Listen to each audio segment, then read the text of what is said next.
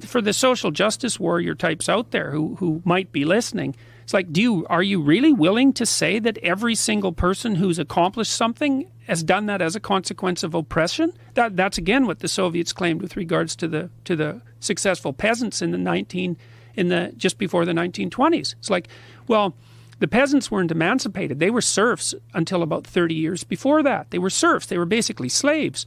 And some of them had clambered up to the point where maybe they owned their hut and a cow and could, employ someone. Well, the Soviet claim was, well, that's all theft. You got that all because you're an oppressor. And so then the Soviet intellectuals went into the villages. And just imagine how this happened. So imagine a village, a small town where everyone knows everybody. And there's maybe 10, 20 people there who are moderately successful. Okay, and so you can imagine that those 20 people have like 100 enemies at the bottom of the socioeconomic distribution. Useless, horrible people who are jealous and resentful about the fact that these people have been successful. Okay, so now the intellectuals come in and say, property is theft, success is oppression. And then they look for the people in the village who are willing to move against those 20 successful people. Well, those guys at the bottom, those 100 resentful, jealous, murderous people at the bottom, they're just waiting for an opportunity to go kick down some doors. And that's exactly what they did in the 1920s. And as I said, they wiped out all their productive peasants. And then 6 million Ukrainians starved to death.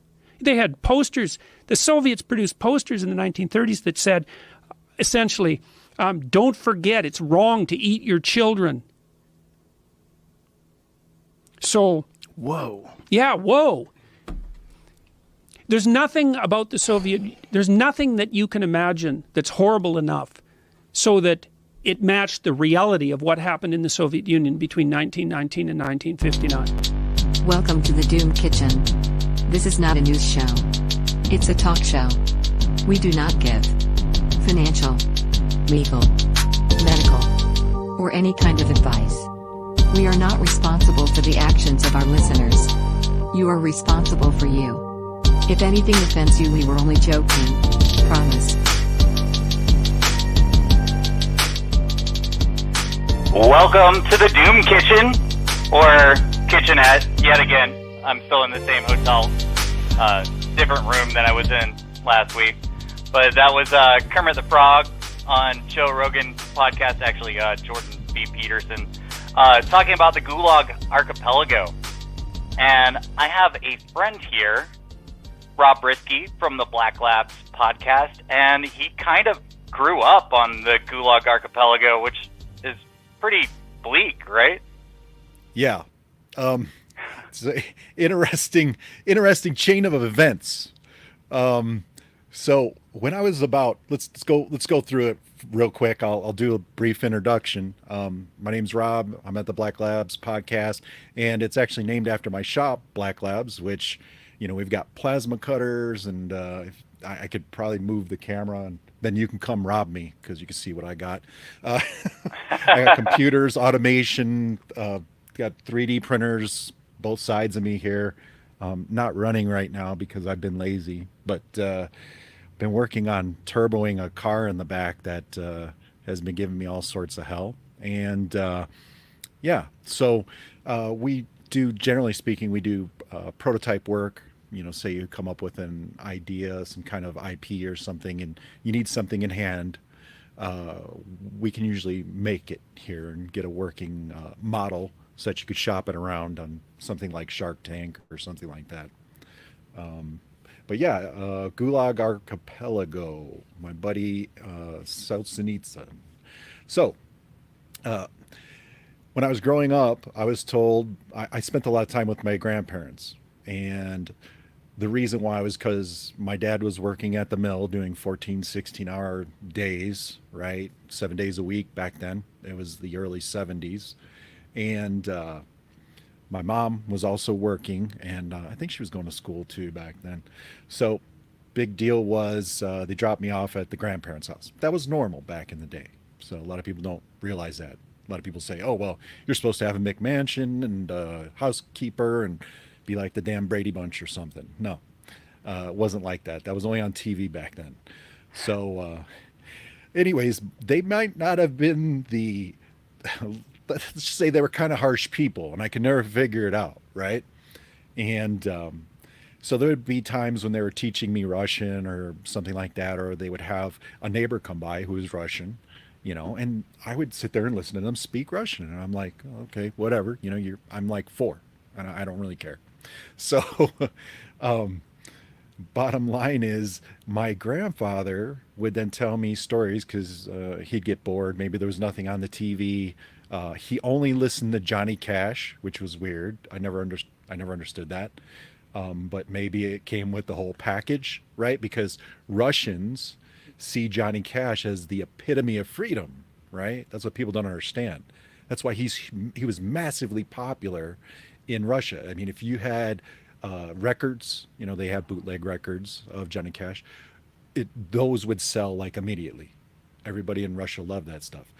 But the thing is, he always said that he was Lithuanian, and he would say that my grandmother was Irish. Now, here's what's funny about that. The reason why she could pass as Irish is because when she left Russia, I guess it was in the early 20s, somewhere in there, when they left Russia, she was sent, because girls of that age, I think she was like 10 or something, so she worked at a convent. They were some of the people that helped her get out. So she wasn't a nun, but she worked at a convent, and the people at the convent were all Irish, if I recall, Irish Jesuits, right? Now, we're not Jesuits. Let's not go, crazy. Oh my God, he's a Jesuit. He's hanging out with Tom Cruise and shit. And, no, none of that. But she had learned English from Irish people. So she sounded Irish. You couldn't tell. When she spoke English, it was Irish English, right? So everyone just kind of went along with it. And of course, my mom, even when she was a little kid, that's what she thought, because that's what she'd see on TV, right? So she knew none the better. So my grandparents didn't want anyone to know where they came from. Okay, it was that bad. That's what people don't realize. It was so bad, and the network of Bolsheviks was so massive that when they left, they actually burned their papers and then made up new countries that they were from, because they didn't want anyone to know, to be able to follow them or catch up with them. They didn't want anybody to know where they actually were from, because they barely got out alive. Okay, so he put down, he wrote on his paperwork that he was from Lithuania. Yeah, I guess he could pass, whatever. And she actually had 2 sets of paperwork. So the one from the Jesuit, the Catholic Church, was Ireland. So how she managed that, I don't know. But then when I went back to help my mom, because my stepfather passed last October, so I went back to help my mom get everything arranged and the funeral and everything else. We actually sat down, and my mom used to get really angry with me. I would tell her the stories that my grandfather would tell about Russia. And she was like, you need to quit lying. He's from Lithuania. I'm getting tired of you saying this. You keep making up these stories, right? Because that's what parents are going to do, right? So eventually I just shut up about it. But I didn't forget, especially if you're getting spanked and yelled at and being called a liar when you're a little kid, you're basically being traumatized. And then you go back there the next day and they tell you more stories about, Russia and this and that and the other, and you don't know what the hell's going on, right? Well, finally I had the sit down with my mom, and I said, let's look through all this paperwork, Mom. I'm going to prove this to you. Because I already kind of knew. I did the Ancestry.com and went through and found all the paperwork and everything and found a lot of discrepancies. But a lot of it was pointing to Russia. So I was like, okay, I know it's probably Russia. So we went through all the paperwork, and there was a cedar. I don't know if you've ever seen those cedar chests that they used to have back in the day. Okay. Yep. So keep the moths out. Yeah, exactly. Yeah, because it's the only way you could do it back then. Yeah, silverfish, moths. Yeah. Yeah. If you hung up your clothes, and they were up there for a day or two, by the time you got back to them, people don't understand. You didn't hang up your clothes. You just didn't do that back then. I mean, unless you had a cedar armoire or something, right? Because you wouldn't now have it any doesn't clothes. matter. everything's made out of plastic now anyway. So the moths don't eat it. Right. No, it's true. Yeah. It's true. Yeah. Worse yet, you could mix in the stain repellent, right? That they use. It's like Stain Master or whatever that they put in some of the nicer clothes that they're finding out is destroying people's kidneys just by breathing it. So you put that in there, nothing's going to eat that either. I mean, I've got like suits that have lasted forever. Anyway, so thank God they had put all this paperwork in this cedar so the silverfish didn't get at it. So we go through it, digging around, and I turned it over, and you know how when wood gets old, it starts to shrink a little bit, right? Well, chest is about this big. It's one of the smaller ones. And I get to shaking it, and I'm like, oh no, the bottom's going to fall out, right? I get my knife, and I pick it up. There had been a piece of cedar put over and a false bottom with other paperwork in it. So that's how scared they were. They didn't want anyone to see the original paperwork, and it was all in Russian. A lot of people don't know how big that Bolshevik network was either, that it was encompassing a lot of government and people with secret loyalties to it. The whole McCarthy thing was legit enough. He was right. He was right. Yeah. It's crazy. He's still right. Well, yeah. I mean, but you know, everyone tried to play it off. Oh, you're just being an alarmist. It's kind of what, if you look at the correlations, it's kind of what they did to Trump people, right? Oh, they're not going to take your guns. That's what's coming. Right? Yeah. They're not going to take your guns. They're not going to make you be transgendered. They're not going to take your house. They're not going to tell you can't have a car. And what have they done in the last 2 years? Every one of those exactly things. That. Yeah, they're doing everything they can to deplete us of food and energy sources as we speak, and I think that's to set us up for a Gulag kind of scenario. Exactly. You can control people with food.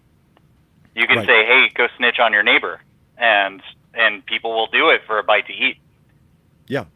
And the other thing they followed that the Bolsheviks did is this defund the police situation. That's Bolshevism 101. I mean, that's the first step.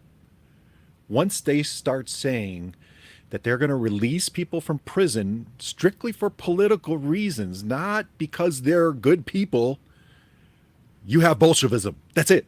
It's over. There's a reason they're releasing them. They planned to use them. Okay? They're not releasing them because they're nice people. They're not releasing them because they sympathize with them. They don't want to live next door to them either. But what they're hoping is they're going to live next door to you. They're going to come and host you. Do you know about anarcho-tyranny? Have you heard that phrase before? Anarcho-tyranny? No, no, but I've seen versions of kind of plays on words that are similar, like chaos politic or something like that. So similar. The concept is that it's that the police are there to basically protect the high class, while the regular class, the normal people like us, are being completely tyrannized by the lower class. And if we defend ourselves against the lower class, then we are punished. And I think that I wish I could remember the name of him off the top of my head. Sam Francis. Sam Francis wrote the book essay on anarcho-tyranny. And I saw somebody relating anarcho-tyranny to the style of how they set up the kulaks, which are now it's us. We're the kulaks, and that's why we're going to be punished. We're going to be punished for all of these ridiculous inequality things that we had nothing to do with. I don't know anybody in my family history that's owned anybody else, and yet they're trying to push that, and that's ridiculous. Nobody's been enslaved in the United States of America except for the people that are being sex trafficked. Right. And it's interesting the way that they're painting us as well, especially, so the Russians already suffered all this, right? Exactly 100 years ago. We're just replaying everything in with better technology, right? Like one of the major things that's happened recently. So their Gulag has become more sophisticated. They've had more time to set it back up again, and then they've had all these thought leaders, as thought leaders, who've written books on how to do this, on how to foment the division in the lower class. Exactly, another tactic, that correlates with the anarcho tyranny, right? Tyranny. Yeah. Yeah. So it correlates with that. And then they have the new rebranding of the quote enemy, right? But the thing is, it's the same enemy they had in the 20s. It's Russians. The only thing they did was they couldn't even come up with something better than that. They weren't creative enough. So literally they had to bring back the whole, oh, Russians are the bad people again. Well, you know what? You said that, back in the days of Bolshevism too.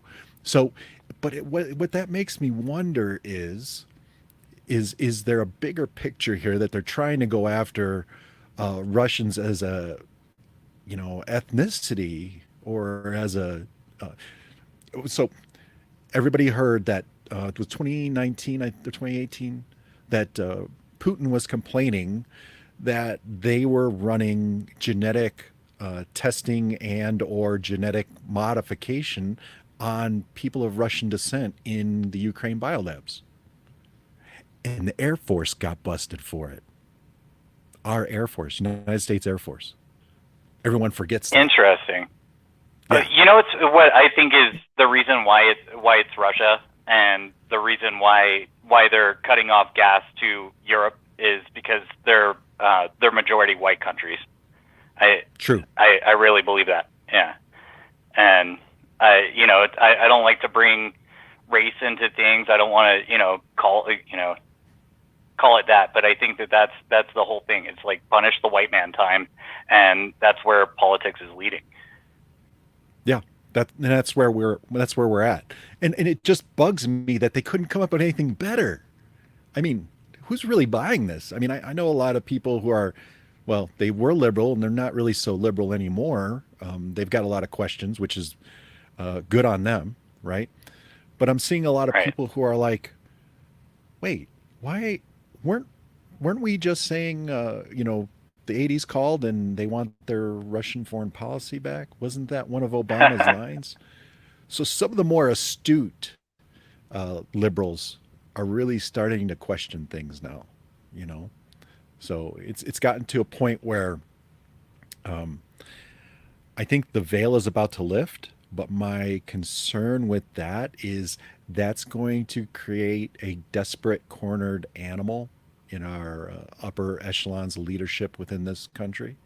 And I'm worried that Biden has no problem dropping a bomb because he don't give a shit. He's so old, he don't give a damn. I don't even think that registers to him. That if somebody says that, millions are going to die to him, he's what? Ice cream? Let me sniff that kid. Because Can I sniff he's that kid? not in Let me there. sniff him. Yeah, he's just a husk. And the people that are using him as the husk that he is are the ones that are making these decisions. And as far as how close are we to this, I've been kind of harping on this lately with a lot of people, is that I don't think that we're going to do anything when they steal midterms. And that's going to lead to court packing, because court packing is the way that they get 100% control over all three departments of government. And once that happens, then it's on. And we have nothing to protect us. And we really never did.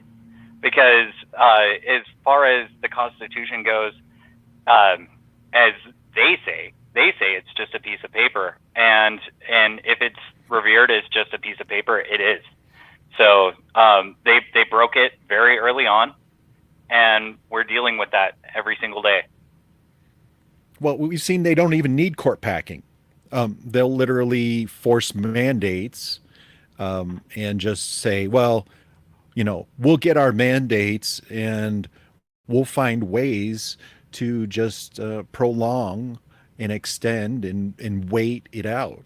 We'll get the effect of the law anyway, which really bothered me. I mean, when they do that, so theoretically, when they do something like that, and they're going to just continue to push the mandates and wait for it to go through the courts, that's force majeure. And theoretically, that's where we can pretty much go hot if we want to stop them. We can do anything we want. I think it was ages ago when we could have, really. I mean, when you look at the things that they did to quite a few people, we could have gone hot a long time ago and been right about it. But the thing is, they want us to go hot. That's what they're doing right now. It's a really weird trap, because if we do nothing, they continue. If we do something, then it gets a lot worse for us. So it's the worst kind of trap you can imagine, because they've game theoried it out in every single category to make sure that whatever reaction they have the right thing to turn up the heat. And eventually I think it will go hot, because it just has to. It can't. There's no option. There's no option. Look, they're eventually going to do exactly so. Interesting point. So even before I had read Solzhenitsyn myself, my grandpa was like, yeah, one day they might, come through.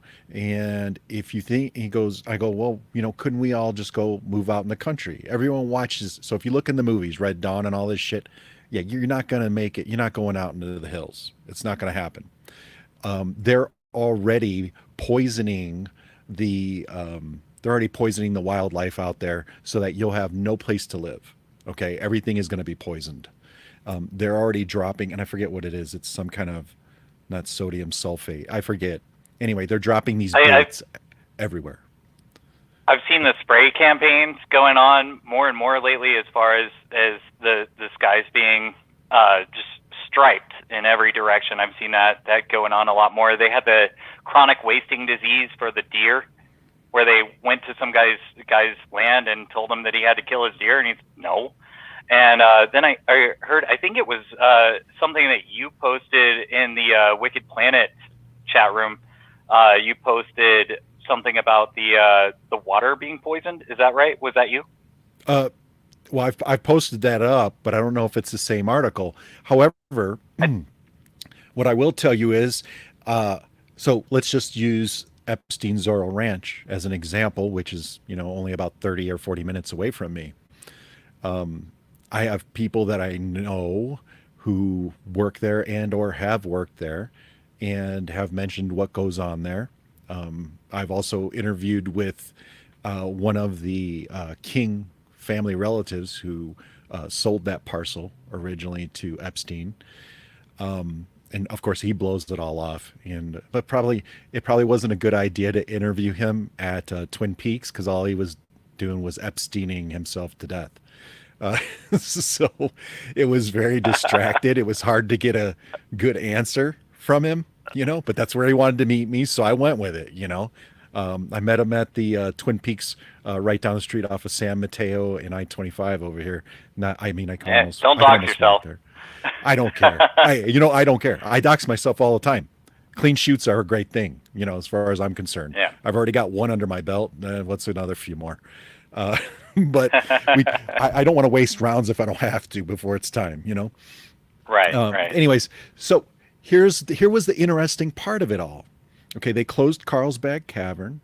Okay, and if you remember that in like 2012, they're making fun of Obama because Carlsbad Cavern was closed for maintenance and contamination and whatever else. Him and Michelle decide they're going down there. So it was very similar to like what happens with Antarctica, right? So Antarctica, it's 80 below. And yet all our politicians will get on a plane and go down there. What are you doing over there? Right? I just see that these weird synchronicities that start to happen with places they want to go all at the same time, and I get suspicious.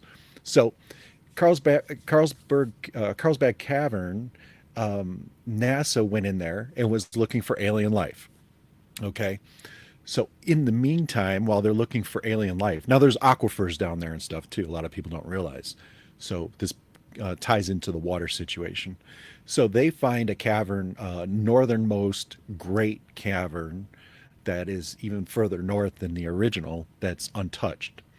My next question comes, well, if it's such a problem that people are contaminating the cavern, why are they allowing NASA to go and just start, willy-nilly contaminating other parts of it? How did they get a pass, right?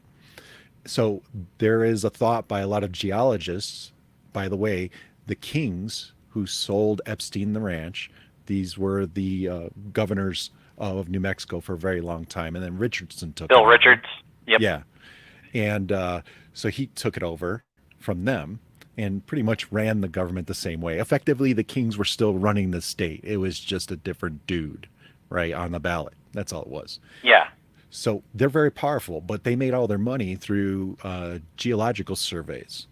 So from what I can gather I was looking at all the permits that Epstein Ranch has. So there's some anomalies that deal with federal land that's being rented, leased. It's weird. Why do you even need that? I don't know. Nothing important on that parcel, but the parcel is dead center in the middle of his greater parcel. He has a little parcel of federal land that he's leasing. Now, as far as I know, the lease is still going on.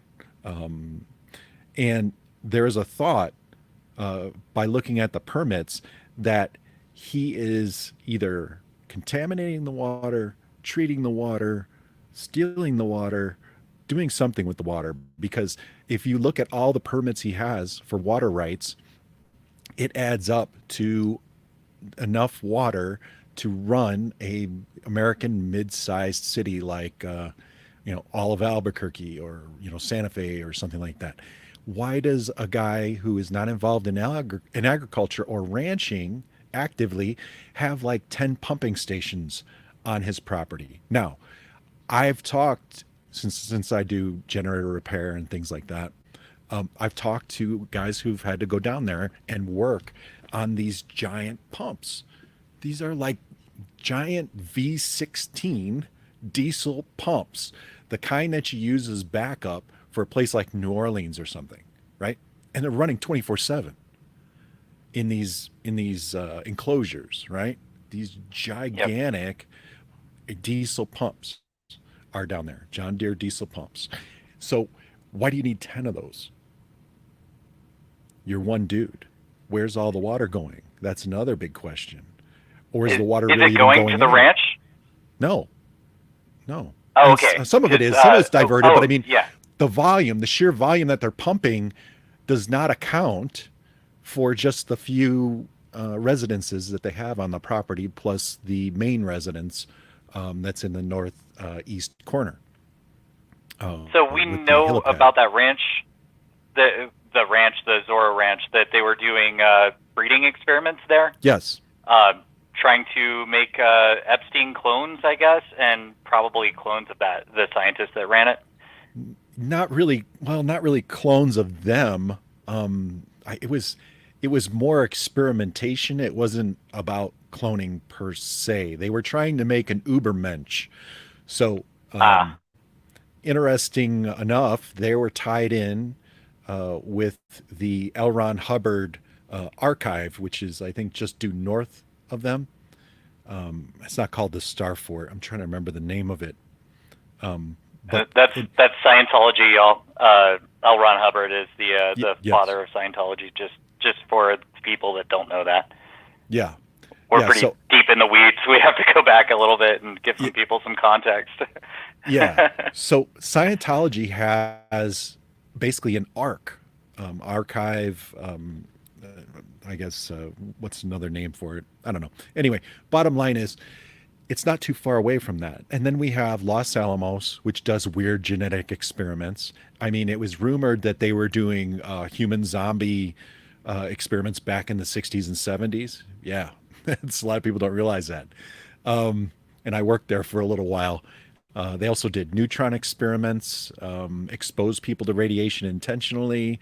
They're workers. They were doing this stuff intentionally, is what had come out. But of course, under Natural Secrecy Acts, it never gets released. Well, some of it has, but a lot of the more egregious transgressions have not made it public. I mean, we had Los Alamos had a CEO that died under mysterious circumstances. Looked like foul play from any other angle. There's actually a book about it, a few books actually. And then you've got Sandia National Labs, just due southeast of where I'm at in Albuquerque. And then you've got Kirtland Air Force Base, which does all kinds of sketchy shit, including one of them was a project I was supposed to work on for a company that was a aerosolization tower. It was a portable aerosolization trailer. So trailer pulls up, and then this big tower goes up, and it starts spraying, right? You can only guess what they're probably spraying. They weren't real upfront with me because I wasn't cleared yet. But bottom line is that's for riot control. And I thought that was kind of weird. Yep. What are you spraying? Yeah, and yeah, if you can't get them with the 5G cell phone in their pocket, then you can get them with the spray. They have contingencies on their contingencies. Yeah. Oh yeah, that yep. too. Carfentanil is what I found out. It likely is that they were planning to spray carfentanil, and the reason why they needed all these sensors on it was to determine wind direction, etc., because they didn't want people getting too much of a dose and dying if it concentrated in one area. And the jets were like injectors for like a car. And depending on the wind direction in that, the jets would change their output based on that in an attempt to try and compensate for wind and stuff like that. So bottom line is Epstein in the water. The thought is that, and so from what I was told, and I kind of had a hunch that this was the case. What I was told about a month and a half ago was that it looked like literally the pump was pumping the water up through the pump, through some like box that had God knows what in it because they couldn't see inside of it, had a lock on it. And it looked like out the back of that box, the water was going right back into the aquifer. So what are they doing with it in the meantime? Treating it with something that's not good for us, I'm assuming. And if anyone doesn't believe me, you can get on Google Earth and you can actually see what I'm talking about. Pipe goes up, goes into the little pumping station shed, and goes right back down, inexplicably. So do we know what Barry and Michael were doing down there? It's big Mike. No, but we do know that the Clintons were awfully appreciative of their visits, and Chelsea said, "Oh, it's always so much fun. We go play cowboys and Indians and stuff." It's like, oh my god! And they're longtime friends with Bill Richardson. Yeah. So there's also that. So and the Kings, and they're friends with the Kings too. So and the Kings are still pretty much effectively royalty here. I mean, the King family, if I recall, I think they go all the way back to the days of Billy the Kid. So that family, the King Ranch, has been in operation for over 100 plus years, maybe 150, something like that. I'd have to see. But there is a connection with the Maxwells here in New Mexico also. So if anyone's ever heard of the Maxwell, I'm trying to remember exactly. It wasn't riots. So there was a guy named Maxwell who ended up getting all these government contracts, but he's up north in and around Cimarron, New Mexico. And he kept getting more and more land granted to him. And what he would do is he would lure a lot of the workers there and say, hey, I'll give you this parcel of land, you live on it as long as you run my cattle for me, right?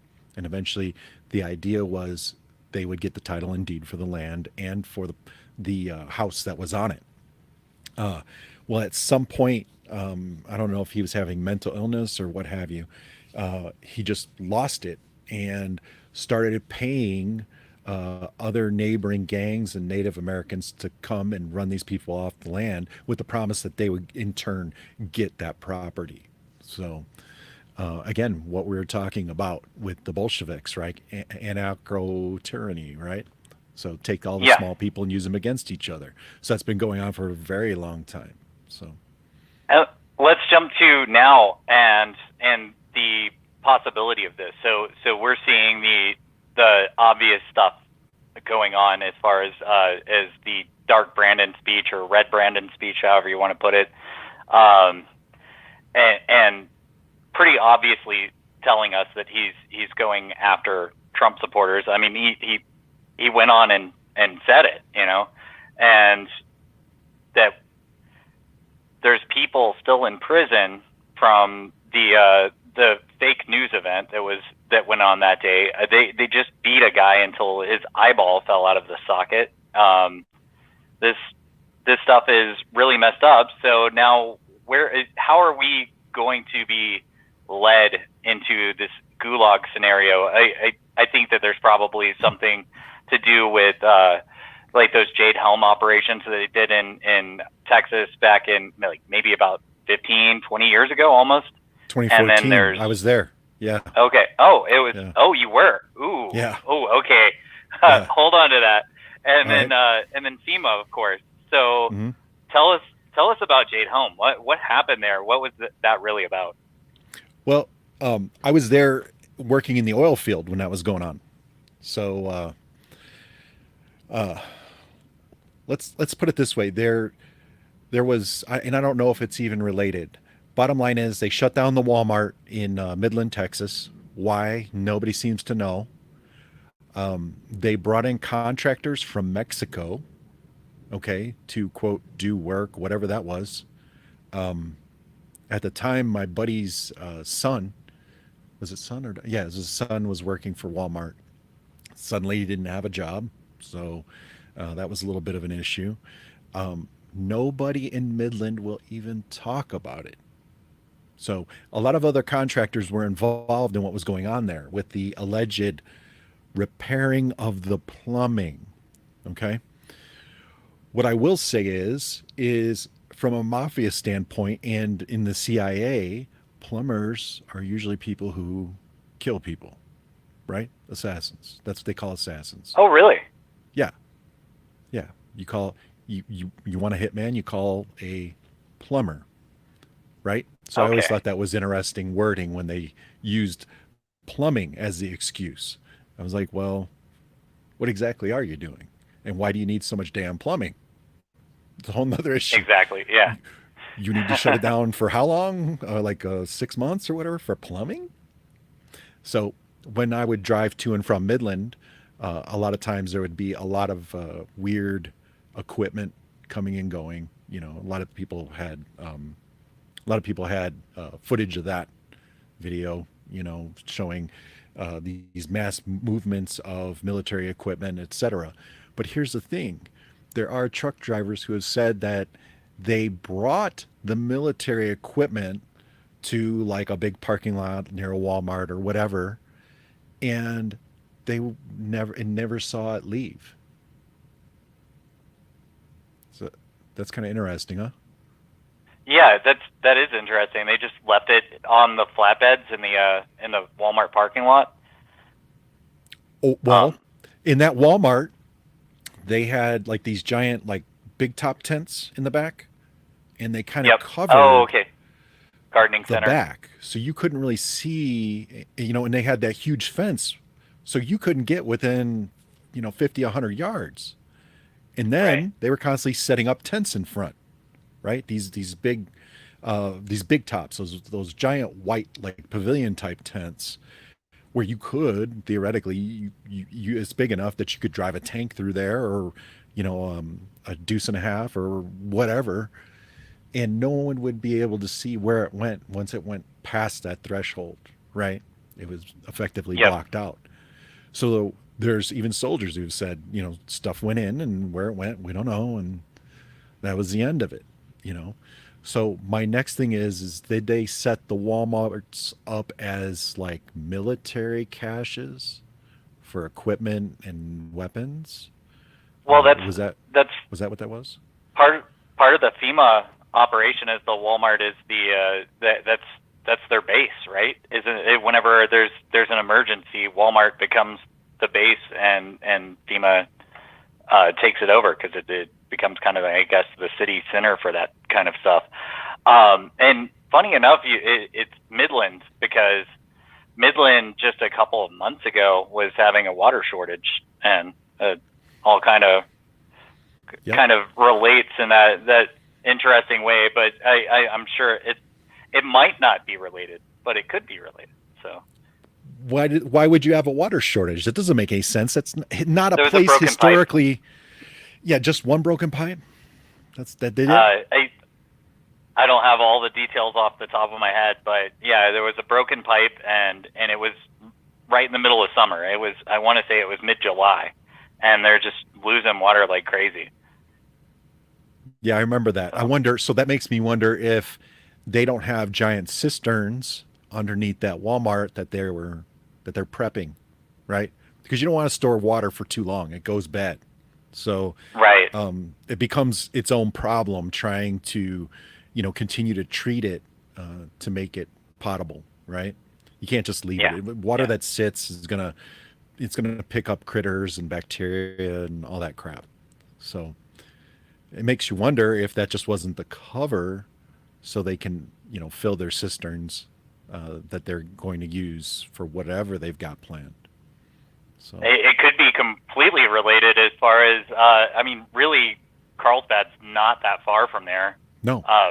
And so the whole water treatment that we were talking about before could be the same water, and that would be insane. But I mean, this is just speculation. We're not actually relating this. We just the ideas are out there. Oh, interesting. Yeah. Why would you have these same things happen in the same geographical location? Right. There's just too much activity that doesn't make sense all in one little area. Interestingly enough, about Carlsbad Cavern, I'm friends with a guy who, I don't know if you remember in 2013 when they had the radioactive release from the WIP, which is, what is it? What does it stand for? Anyway, it's a place where they store used radioactive material.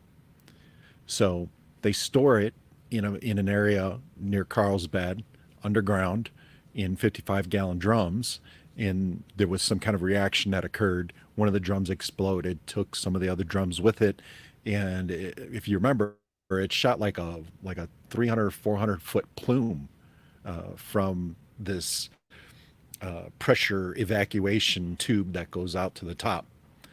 So it makes you wonder, again, why is that there, right? And why is it so close to the caverns, and is that activity related? And is a lot of this activity a decoy for other activities they've actually got going on? Right.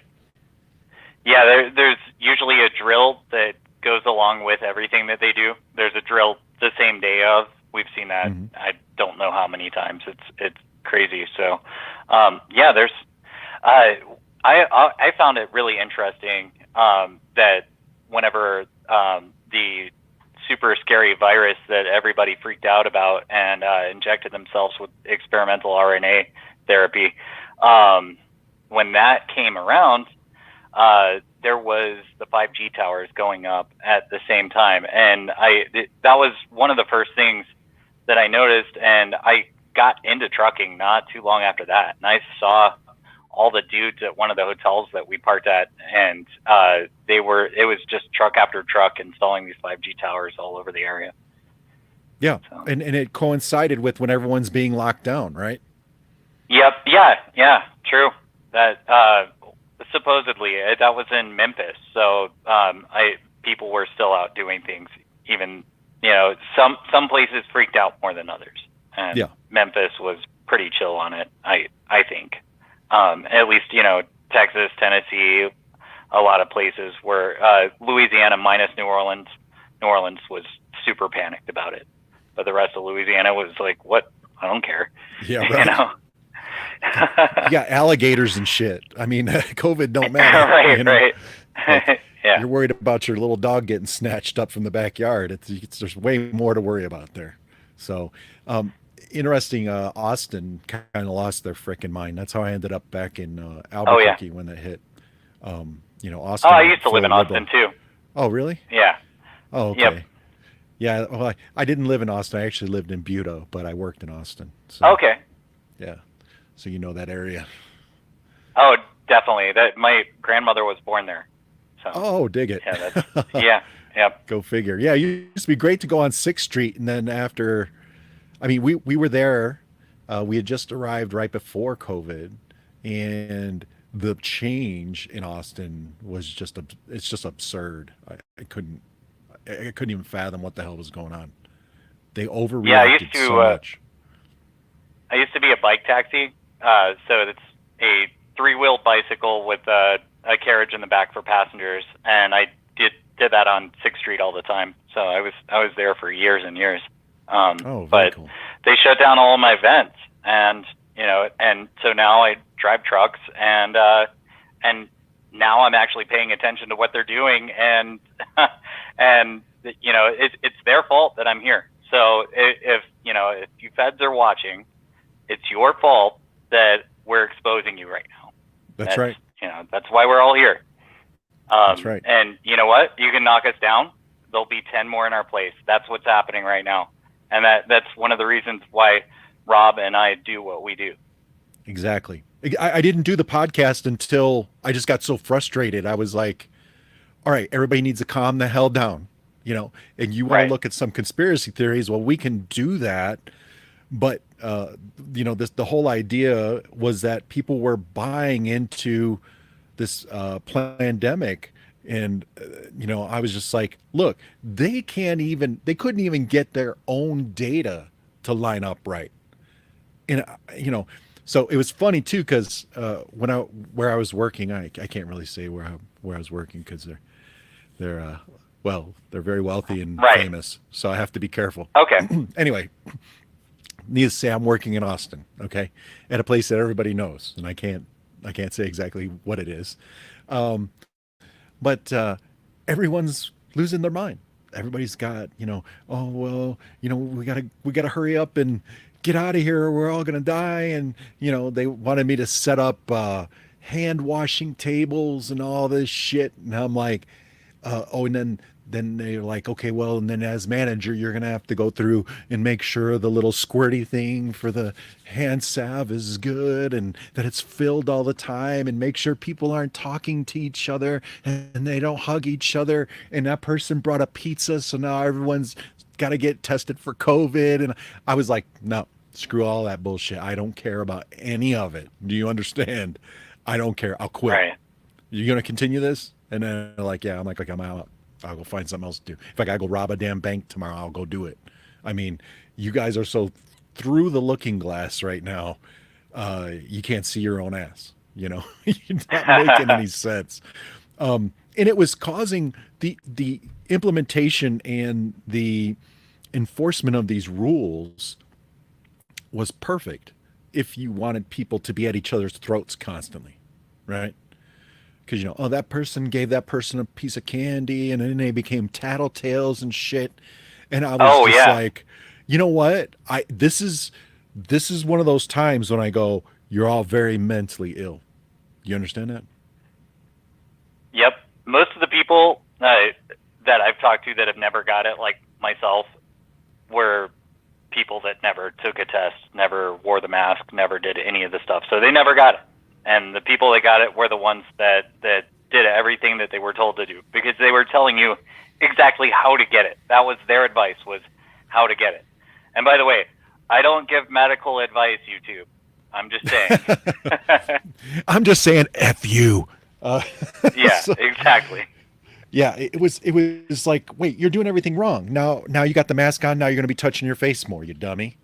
What did your parents tell you? Don't touch your face, right? You're breathing your exhaust. Yeah. Yeah, that gives you extra horsepower or something. I don't know. Yeah. Extra liberal Yeah. liberal power.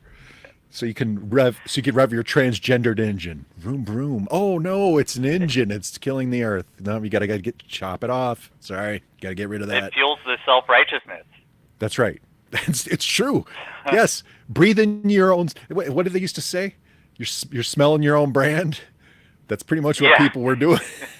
You know, what happens when you smell your own brand too much? Well, you get a bad ego. You know, and you know, and me being the way I am, I'm autistic as hell. So everyone with a mask on, I can't read what's going on with people. So it makes me angry. And then when I'm angry, I'm just a dick to everybody. You know, I'm telling people, take that damn thing off and talk to me. You know, no, well, I can't. You know, Janie, she brought in some birthday cake and gave it to this other. I'm like, get the hell out of my office.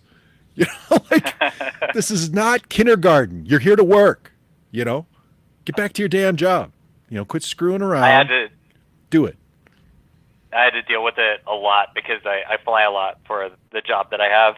And so the airports were good until were bad until about 3 months ago. And I got to fly the day after they got rid of the mask, and I was so happy. People are still wearing them. I just had a flight a week ago, and I still see it's maybe about 5% at this point, but still people are still into it. I saw a woman walking by herself yesterday with her face covered. I don't understand. These people, the monsters in charge of everything, really psychologically damage people. Yeah. But it's time for people to break out of it. I mean, this has gone on long enough, you know? Yeah. I don't know if I posted it up. I had a, so the one day I went to Las Vegas, so this is kind of interesting.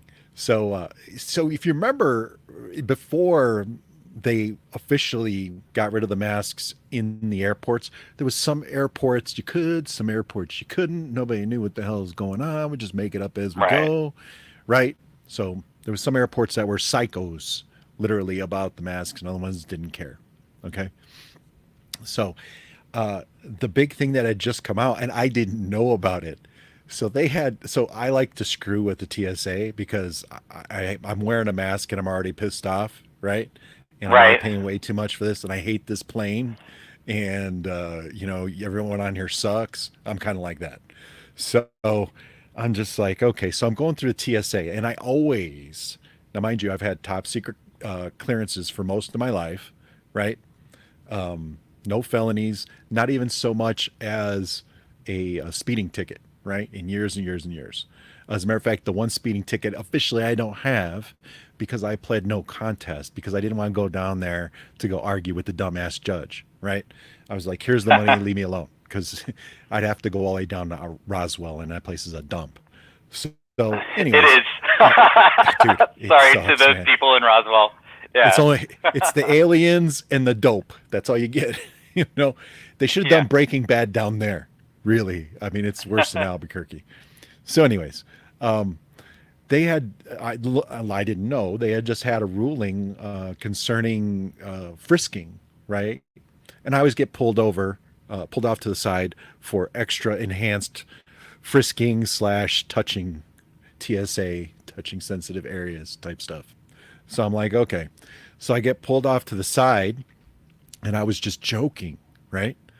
And so I'm acting gay, right? So I'm speaking with lisp and the whole thing, just to be a jackass, right? So everybody in line's laughing. I'm like, oh, you're gonna touch me there? Why don't you keep going? You know, stuff like that. And so he gets to the inside of my leg, and I go, ooh. I was like, you trying to come on to me? And he goes, no, I'm not. He got real weird, and he was like, hold on a second, let me go get a supervisor. And I'm like, oh shit, what did I do? You know? So he goes and gets the supervisor, comes back, sir, do you need to file a complaint? I'm like, no, what, you know, I enjoyed it thoroughly. I didn't want him to stop. I feel violated that she left me hanging now. And he goes, oh, you're one of those. Okay. So, but here's what I didn't know. So the guy says, well, here, sign this paper saying that we're not to be held responsible for any sexual assault that just occurred. And I'm like, no, it's ridiculous. You know, I'm not going to sign that. You're fine. You guys are done. I'm done. Everybody's happy, right? He goes, no, please. He's like, you have to sign this. He goes, just do me a favor and sign it, okay? And I go, shit, now I got to read this whole thing because I don't trust anything the government gives me, especially not TSA, FAA, none of that. So I'm going through it, and I'm like, what the hell's going? I was like, what? This is actually what it says. You guys say it is, and I said I'll sign it, but I said, well, what brought this on? And he's like, oh, didn't you know? We just had a lawsuit go through where because of the whole transgendered thing going on, we're not even supposed to frisk anyone in those areas at all, ever again. And I was like, when did that happen? He's like, yesterday, just went through the courts. So that's why they were losing their minds. Like they were totally hands like, oh, we're sorry, and profusely apologizing, and come to find out it's just a new law had passed that they can't touch the genital region. Not even supposed to even go near it. I'm like, well, that's good to know if I want to bring my Glock on a plane. But that's my Glock, and I'm happy to see you. How are you doing? But yeah, they're not supposed to do any of that anymore. So go figure.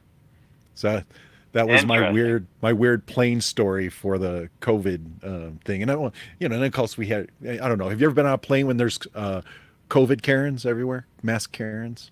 Oh yeah. You know what's really funny is the people that do wear the mask on the plane always sit next to me because I fly so much that I'm A-list, so I get to get on the plane within the first 30, I think is it 60 people? Yeah, 60. Mm-hmm. The first 60 people on the plane. So I usually get a window seat. And I do the whole, I make myself unapproachable as long as I possibly can.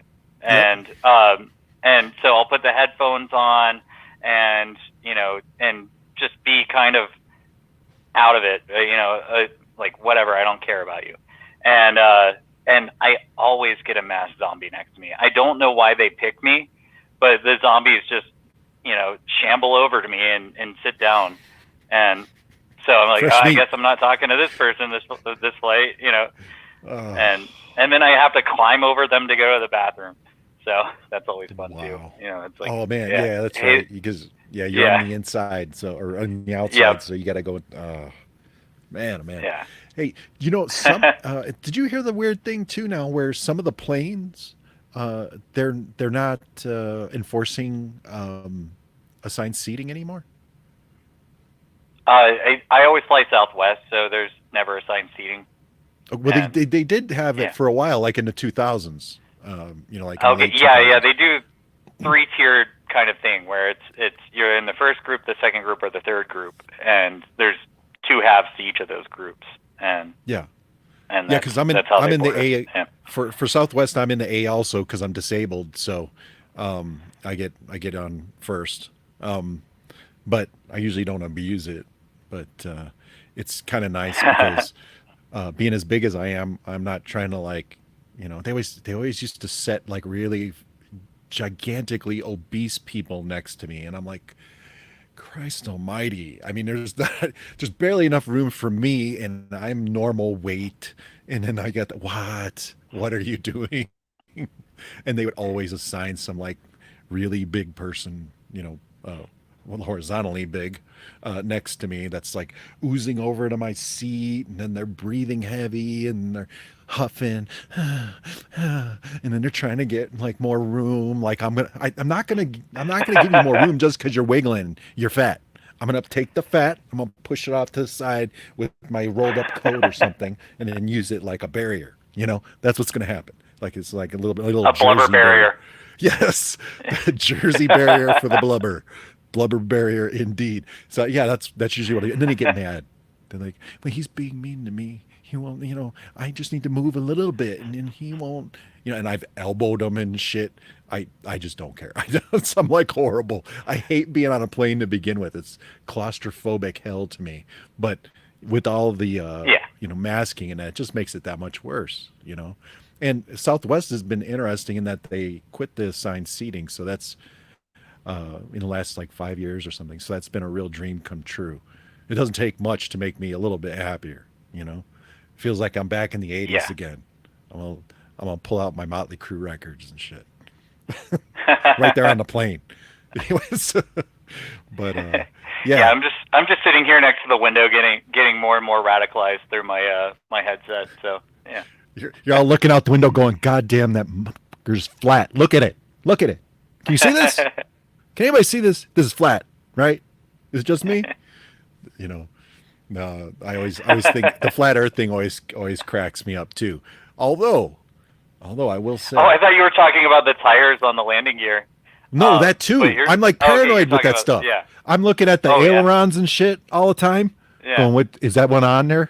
Did he tighten it? I don't know. What's that coming out of there? Is that supposed to come out of there? I don't know if that's supposed to come out of there. Oh shit. And the wing, I always hate it when the wing's flexing a lot. It's doing this. I'm like, oh, no. Yeah. No, Mr. Wing. It is, stay with us, Mr. Wing. It is pretty strange to get inside of a metal container with a whole bunch of people and then, go up in the air. It really is a weird thing. Yeah. We've been doing it almost 100 years now. Unless there's a rave going on in there, you shouldn't be in an enclosed space with a bunch of weirdos. You know what I mean? There better be some repetitive music and some drugs. It's really hard for me, man. I'm sure my blood pressure's like through the roof, which is probably actually a good thing because normally I have low blood pressure, whole nother issue. But and then it was funny because in Las Vegas, it was weird. Like they would enforce masking in so I don't know what the hell was going on. So American Airlines over their area where you're waiting to get on the plane, they were making people wear masks, but then the Southwest side wasn't. And then another side, some people were, I'm like, and they were actually like coming out and like telling you, sorry, you need to put on your mask if you're going to sit here. And I'm like, can we all just get on the same sheet of music? What the hell do you want out of this? Like leave people alone. That should be number one. But in Vegas, they have the only I think it might be the only airport. There might be another one. I just haven't found it yet. But they have a smoking casino in there.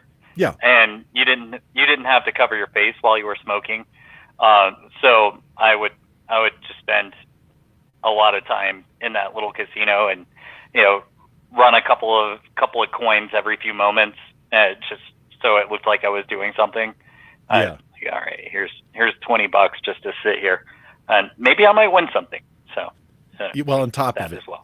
It's a small price to pay to not be harassed by the masked morons. Right. Did you sit there with a unlit cigarette in your mouth? I've seen people do that a bunch. I got this thing, and and a lot of times on flights I'll smoke real cigarettes just because it charges my nicotine level up way up to here, so I can go without any nicotine for a couple hours and not have to sneak off into the bathroom and vape and stick up stickers that say things from the White Rose. By the way, the White Rose channel, you can get these really cool stickers and stick them on things, and it's really great to do inside airports. Oh, really? It's things like the media is the virus and things like that. It's really cool.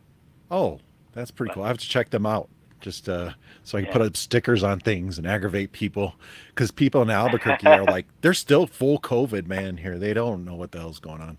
Y'all didn't lift your emergency. No. So one of the shows I listen to all the time is Media Monarchy, and he's also in New Mexico. So he tells us what's going on there. So I get a lot of news about your Wuhan, Grisham. Oh, that's a good one. I need to. I know her. So just FYI, I know her son, her stepson. I should throw that one out there. Hey, how's Wuhan Luhan doing there? Yeah.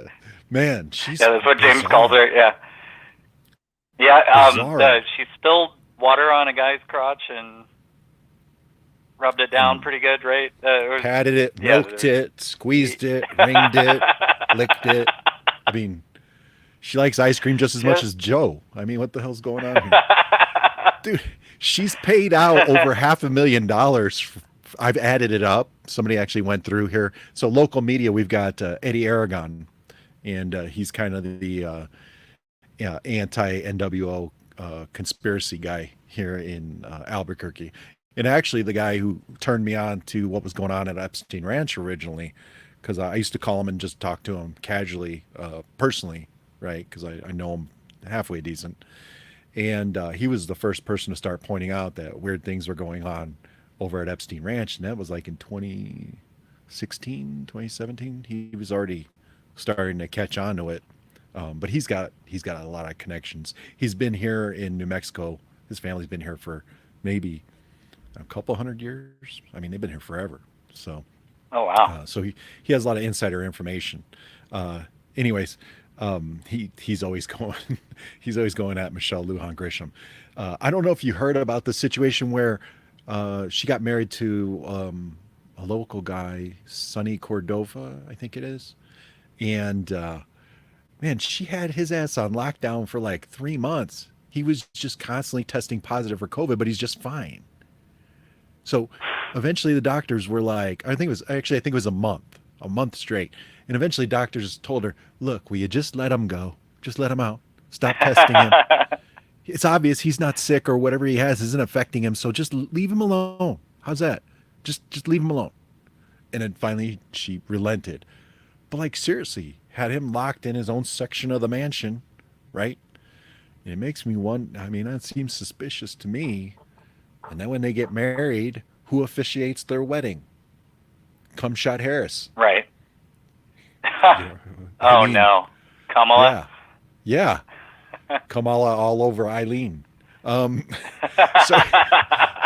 yeah, why do you need to go to DC to go get married? What's wrong with you? What are you doing? What? Yeah, why crazy. is that important? Yeah, and well, it was obviously for the publicity if they're using Kamala for that. But I can't imagine her officiating something. She's out of it all the time. She's, we're all gathered here and at a great wedding. It's a very good wedding. You know what a wedding is? A wedding is a... She's like the female version. She's like the female version of the vicar. Of the vicar and the Princess Bride. She's the worst. Two people who are getting together. What the? Is that how that wedding went? Is that how it was officiated? I'm thinking so, because Kamala, she does that thing, the same thing where, remember, he kept talking about marriage and he just keeps like looping the words back into themselves and just repeating them in a different sentence structure. Kamala does that all the time.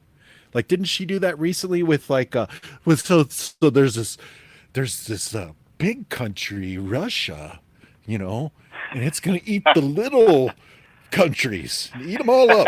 Num num num num. Like, what the hell is that? And this big country makes the little country scared. Oh no, run away, little country. What the hell is? I mean, how could you imagine her officiating a wedding with that logic? I don't. Who in their right mind? But I guess if you're the type of person who's sexually harassing all your staff, and having wet pants contests and stuff like that with gay men, the guy was gay. Did you know that? Oh, really? That's funny. That makes it even better. It's just more crazy. It just gets crazier. Come to find out, yesterday, they said the guy was gay, and I was like, oh my God. I mean, could the advances be any more unwanted at that point? Right. So, I mean, $500,000, that's what they're saying is the how can you say it? The projected payouts that she's had to pay since she's been in politics. So that's funny. It's really funny that it's a woman sex pest that is doing all this. That's amazing. Yeah. And I mean, that's what I said. I was joking with my buddy. I said, so what's your dad into like bondage and shit? I mean, to get the whips and the chains and, like got the stiletto heel in the booty. I mean, maybe she, does the ball kicking occasionally. I mean, because I could totally see Lujan Grisham doing that shit. So that's, I guess then when you put it in that perspective, then you can maybe understand why she's hanging out with Kamala Harris. They're probably a couple of whack job dominatrixes or something.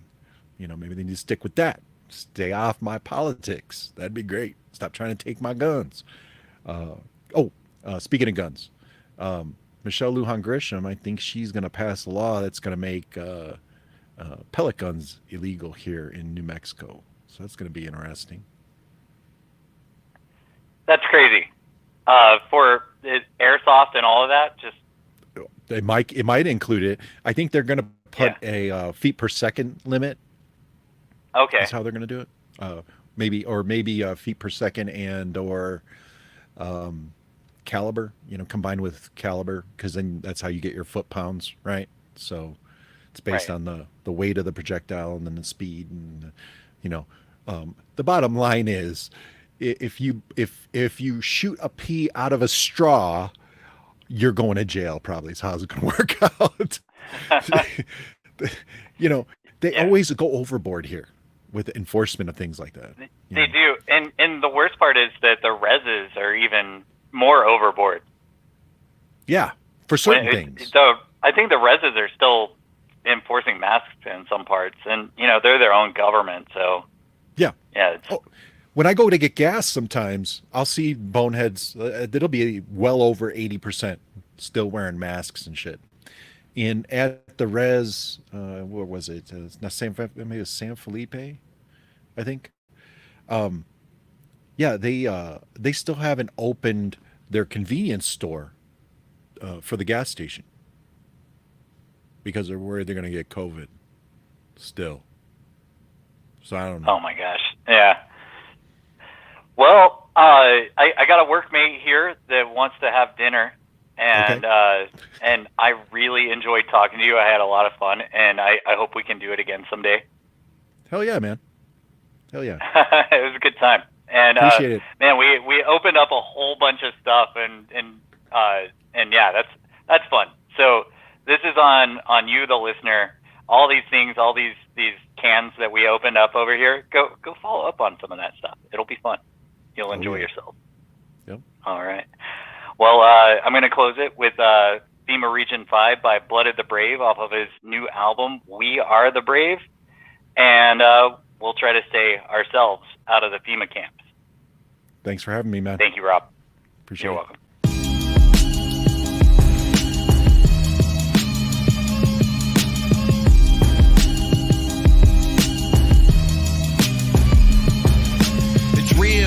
They try to rearrange your brain, make you doubt yourself until you think you're insane. They really did lie to you as a kid, and they're still lying now. They don't care if you live, so stop asking them or think that they will help. The battle's within, they don't care about your health. All they want is for you to bow down and be ruled. And they've been training you well ever since you were in school. Played as a fool, used as a pawn, unwashed the minds with the words of my songs. You gotta stay strong and go deep within your own heart that deserves to shine like chrome. You gotta push and grow and break through the mold that they try to lock you in to control your soul. It's everywhere you look when you watch what they feed. All they do is plant the seeds that help conformity. Your mind is a prize and they hunt it every day. In any way they can, they're gonna move it on the prey. But I know their tricks and the tactics they use, and expose them in my songs. There's no way we will lose. Come alive from FEMA Region 5, this is the Hunger Games. You gotta fight to survive. Look alive